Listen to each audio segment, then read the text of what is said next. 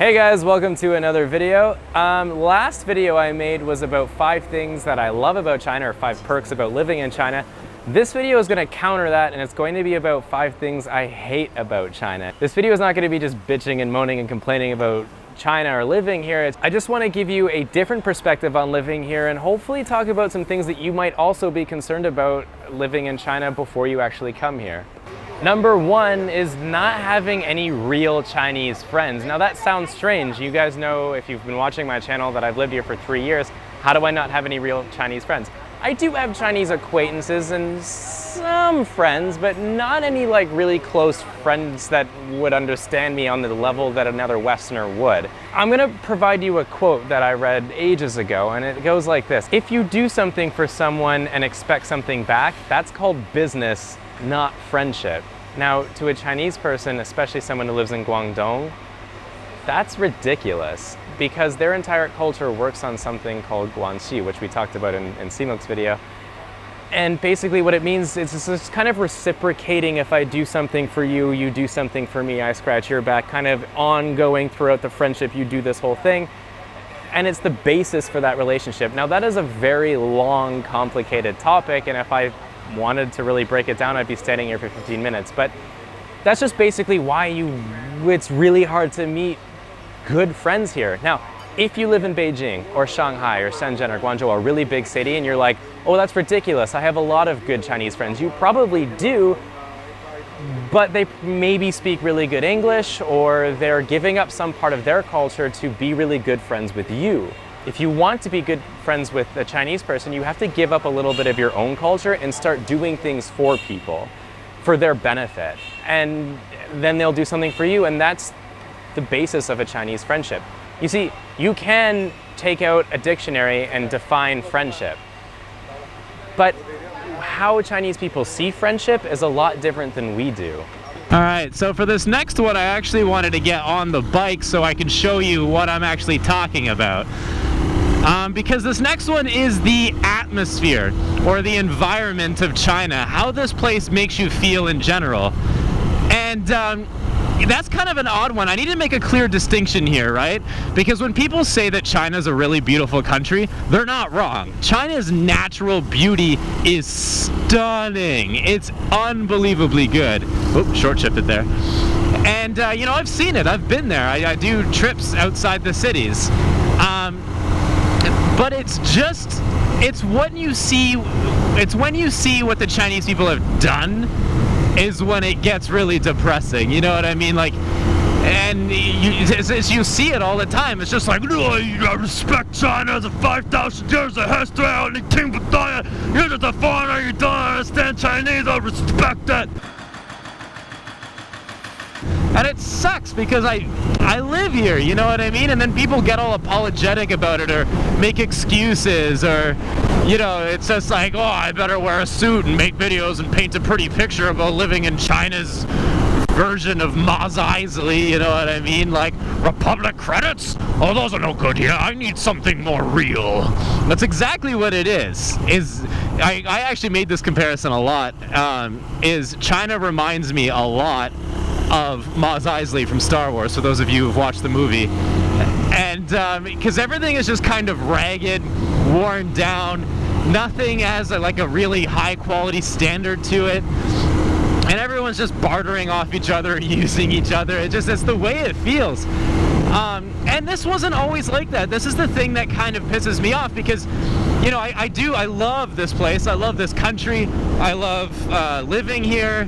And when I see the old buildings, because for last year, for Chinese New Year, when I went to Xining to see my friend's home, she showed me the old family Kejia, like Hakka home, and it was amazing. It was stunning what Chinese people could do with their architecture. But today, it seems like the problem is they love working with squares or blocks. Everything's just a fucking square. It's just look at these buildings. All right, here's a shitty time lapse I took of just outside my school I work for. Everything is square. Look at the car I own, the Volkswagen Santana, the very first car that was available for Chinese people. We're not it's the first affordable car for Chinese people. It's a fucking box. It's a box. Don't get me wrong, I love that car, but it's a goddamn box. And there's no imagination to it. And I get it, I understand, it makes sense. You know, China's a developing economy, it needs to build things quickly and cheaply, and so you just fucking build it without a shitty concrete and squares. It makes sense. Alright, now while I wait for these cars to go by, I'll explain my last one, which is driving. I feel like Seamoke and I touched a lot on this, but I never made it like an actual point or really went into any depth. Now again, just like my last point, I have to make a distinction here. Driving outside a city, that means in the countryside, where the roads are new and clean and beautiful. That, I love that. There's nothing more I love. There's nothing I love more than taking this bike right here out on the roads and hitting the twisties, because you know what? Chinese people can build some fucking nice roads. But in the cities, almost all of the joys of riding or driving a car of any kind just completely go away. And that's because, one, the roads in cities are oftentimes not that good, depending on the province that you live in. Again, not because they were built poorly, it's just because China's developing, and so they have lots of trucks that are filled to the brim with like gravel and shit like that, and they're way too heavy, and roads have weight limits. You can't put something that heavy on a road for a long period of time. They'll break, and that's what happens, and they don't get maintained, and it sucks. The other point is that Chinese people can't drive. You can call me racist or whatever. They can't. They can't. It's like an integrate part of their culture not to be able to drive. I'm serious. Even, I bet you there's a lot of second generation, see, this guy is not looking for me, he's just going. I bet you there's a lot of second generation Chinese people back home in Canada, America, or wherever you happen to be, who are scared shitless when their moms drive their fucking, you know, Honda Accords to soccer practice. I bet you, and I'll see you in the comments section. They just can't drive. I mean, Chinese people are never considerate to other people around them. It's not a bad thing, it's just Chinese. They're very free, they're very comfortable in their own country. So you see it at dinner time, you know, they're drinking and being loud and having fun with their friends and, you know, whatever, spitting, throwing shit everywhere, and just let the Furens take care of it, or what the hell is on fire? Garbage. See? Huh? Talking about the environment? So anyways, you know, Chinese people are very free. They kind of do whatever they want, and they're not considerate of the other people that are around them or how they might feel. And it's the same thing with driving. A lot of people are not going to signal. A lot of people are going to cut in front of you. A lot of people come out of nowhere. One of my biggest fears of riding is watching someone, you know, you're riding like 100 kilometers an hour down like a county road, like like not in a city, I mean, and you'll just watch this fucking person with 10 chickens tied to the back of their motorcycle cut out in front of you with no fucking warning, not looking, and it's up to you to get, you know, and riding in cities have other problems too, like traffic. I'm lucky, I live in Huizhou, there's not too much traffic here, but anyone who lives in Beijing or Shanghai or, you know, a bigger city, they fucking know. They know what traffic is like in China. It's brutal. Now that Chinese people are making more money, they can buy more cars, and, you know, every day Chinese people buy cars, and it's just, the roads are packed full of them. And, you know, coupled with the fact that they can't fucking drive these cars, it makes traffic hell. It makes it hell. You know, everyone's trying to cut in front of each other. No one lets each other in. Like, you know how in the West, when someone is merging onto a highway and it's jam full of traffic, usually someone will stop and let them in and wave them in, and it's nice and everything. That fucking never happens here. You have to basically, you know, muscle your way in. You got to slowly. Oh, this is not a road. That's like I'm not sure what that is. You have to like slowly nudge your nose in and bully your way into the lane, and that, you know, I don't know. I guess it's an aggressive style of driving compared to a defensive style of driving that we have in the West. Having that mentality, that attitude to driving has its really serious negative effects. Living in China, if you decide to ride, I mean, again, I just realized now that this point isn't going to affect all of you if you don't plan on riding or driving here, then it really doesn't matter. But it has some serious negative effects. I mean, you know, if you guys saw rather, Conquering Southern China, there's a scene where they come in to they come into a road and they see this truck that's been flipped over and everyone died inside of it. Like, you see that a lot with traffic accidents, and it's kind of hard coming from the West when, like, you know, you'll see fender benders or, you know, some minorly I don't know, minor traffic accidents, but you don't see anything like fucking devastating, or at least I haven't seen, fortunately enough, anything devastating in the West. But in China, you will see it, and it's I don't know, you can't like erase it from your brain, you know? Once you see a guy with his brains all over the fucking road because it got popped open by a back of a bus wheel, you know, that sucks. Now, even if you don't plan on riding here or driving here, you will have to take a taxi every now and again. And I know for a fact that I would say 90% of foreigners in China remember their first couple of taxi rides. Like, it's a mix of like, am I gonna die, and holy shit, this is amazing. Because taxis, I mean, all they do is sit in their cars, they drive all day, every day, and they learn the ways of the road, you know? I don't know, the ways of the road. And they know how to get around traffic, and they know how to be quick, and they know how to kind of weave, you know? And that, for foreigners for the first time, is fucking terrifying. So number 4 is the internet. Now, this was on one of the things that you liked about China. The reason being is that the internet is actually quite fast nowadays. It's not like when I first came here, the internet speed is fast. I have a 100 megabit per second connection in my house, actually. Yeah, I don't. Yeah, that's your fault. The thing is, guys, the internet can be infuriating in China when you're trying to play online games. I mean, I'm a gamer, I game from time to time, and it just gets really annoying because it fluctuates a lot. There's not a consistent connection. Even if you buy the really expensive package, I'm with China Unicom, which is one of the internet service providers here in China, and it just goes through the roof, like stupid high, and then it goes really low. Like, and it also depends on the traffic. It's inconsistent. It's slower than the West, and for foreigners, we often use Facebook, we use YouTube, like how you're watching right now, and if you want to use that, you need a VPN, which... Little statistic for you, 70% of foreign websites are now blocked in China. It's getting worse and worse every year. Yeah. So it's massively hard. And I want to ask you something, actually. How long does it take me to set up Overwatch every time we play?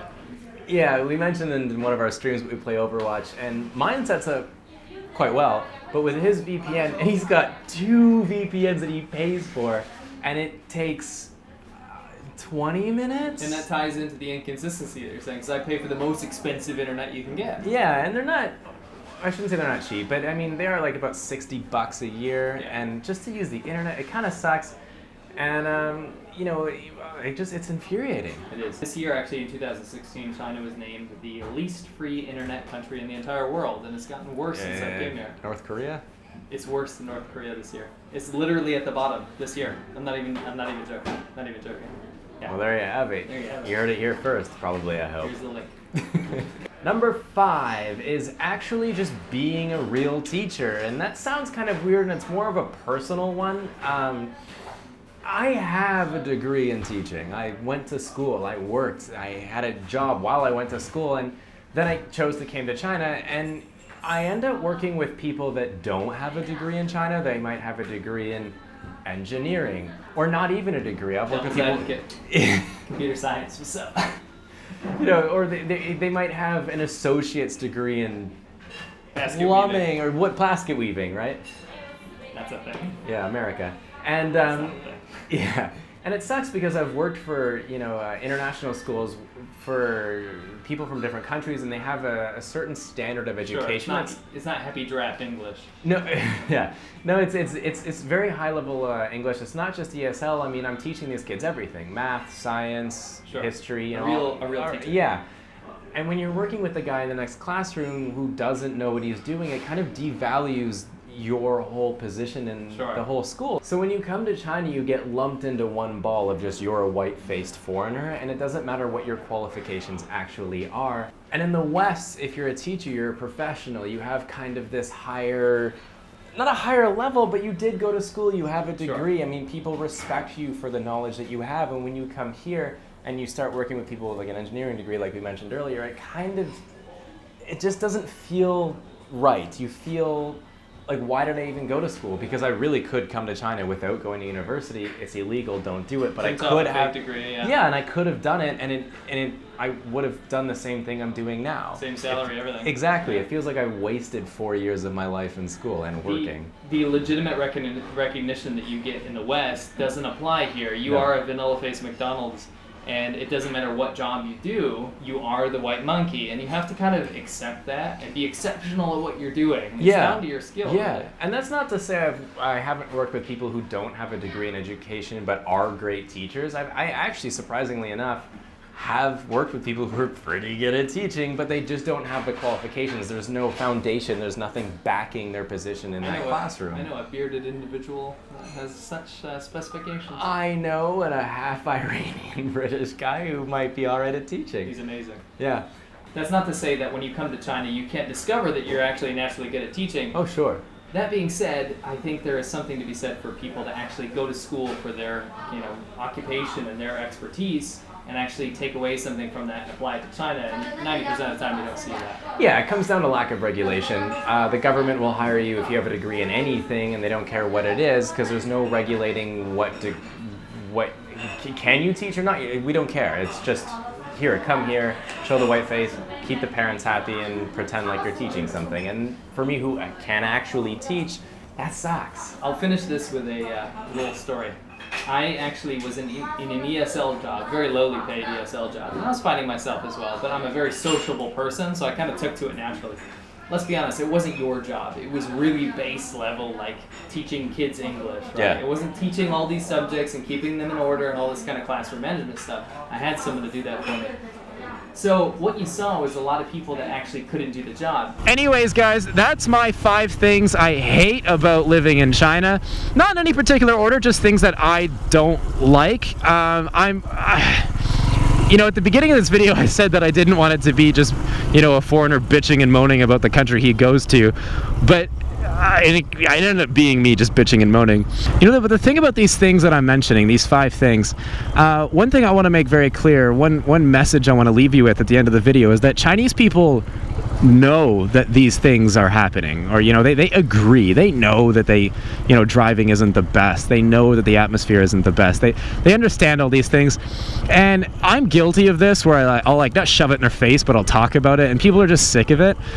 And so what I learned from that, the lesson I learned, is that China is getting better every day. They're always learning. They're always growing. It's an amazing country, and it's amazing culture, and it's getting better. And for me, I'm excited to be a part of that. I love living here. I do. Even though there's problems, I absolutely love it here, and I'm excited to help make it better. Contribute to the country that I live in. Anyways, so that's my video. Thank you guys so much for watching. I do apologize if it sounded like a bit of a bitch fest, but I guess it was kind of the point of the video. I wanted to make something that would counteract my 5 perks of living here. So on that, I will see you guys in the next video. Stay positive, and like, comment, and subscribe if you liked it.